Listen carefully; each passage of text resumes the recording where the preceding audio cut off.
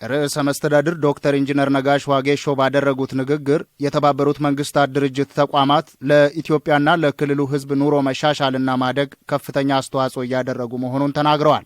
በክልሉ በሚገኙ የጤና ተቋማት የባለሙያ እጥረት መኖሩን በመግለጽ በትምህርት ዘርፍም እንዲሁ ጥራትን ለማረጋገጥ በትብብር ለመስራት የክልሉ መንግስት ዝግጁ መሆኑን ጠቁመዋል። በተቋማት የሚስተዋሉ የቁሳቁስ እጥረት ችግሮችን ለመቅረፍና የአየር ንብረት ለውጥን ለመከላከል እየተሰራ መሆኑን በመጠቆም የጎርፍና የመሬት መንሸራተት ችግሮች እያጋጠሙ መሆኑን ለእንግዶቹ አብራርተውላቸዋል። እነኚህን ችግሮች ለመፍታት በሚያስችሉ ጉዳዮች ላይ ከተባበሩት መንግስታት ድርጅት ጋር በቅንጅት ለመስራት ክልሉ ዝግጁ መሆኑንም ጠቁመዋል።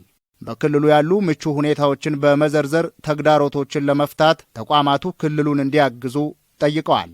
ርዕሰ መስተዳድር ዶክተር ኢንጂነር ነጋሽ ዋጌሾ በክልሉ የሚገኙ በርካታ የተፈጥሮ ሀብቶችን በመዘርዘር በጤና፣ በትምህርት፣ በባህል፣ በቱሪዝምና በሌሎችም ዘርፎች ላይ ማብራሪያ ሰጥተዋል። የዓለም ጤና ድርጅት የኢትዮጵያ ተወካይ ዶክተር ፍራንሲስ ቺኮሳ ካሶሎ በጤናው ዘርፍ የሚከናወኑ ተግባራትን ተመድ ከዚህ ቀደም ከነበረው በበለጠ እንዲደግፍ ለማድረግ ይሰራል ብለዋል። በተለይም በወባ በሽታ መከላከል ላይ የሚሰሩ ስራዎችን ለማገዝ እቅድ መያዙንም አሳውቀዋል። በተባበሩት መንግስታት ድርጅት ስር የሚሰሩ ሁሉም አጋር ድርጅቶች ስራዎቻቸውን በመናበብ እንዲያከናውኑ ማድረግ ከተቻለ የክልሉንና የኢትዮጵያን ሁሉ አቀፍ ስራዎች ማሳካት እንደሚቻል አመላክተዋል። በንግግራቸውም በክልሉ ያለውን እምቅ አቅም መመልከታቸውን ገልጸው በተለይ በትምህርት ቤቶች የተመለከቷቸው የምገባ መርሃ ግብሮች አበረታች መሆናቸውንም ጠቁመዋል። ተቋማቱ በተለያዩ የአፍሪካ ሀገራት ተሞክሮዎችን በኢትዮጵያና በደቡብ ምዕራብ ኢትዮጵያ ሕዝቦች ክልል ለማስፋፋት በትብብር እንደሚሰሩ አሳውቀዋል።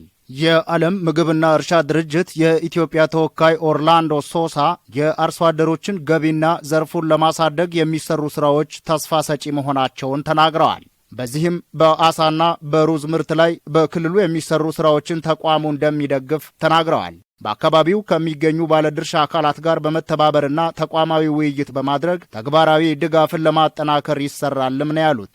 የተባበሩት መንግስታት ድርጅት የምግብ ፕሮግራም የኢትዮጵያ ምክትል ተወካይ ሙቲንታ ሃምባይ በበኩላቸው በምግብ ዋስትና መረጋገጥና በትምህርት ቤት ምገባ ላይ እየተሰራ ይገኛል ብለዋል።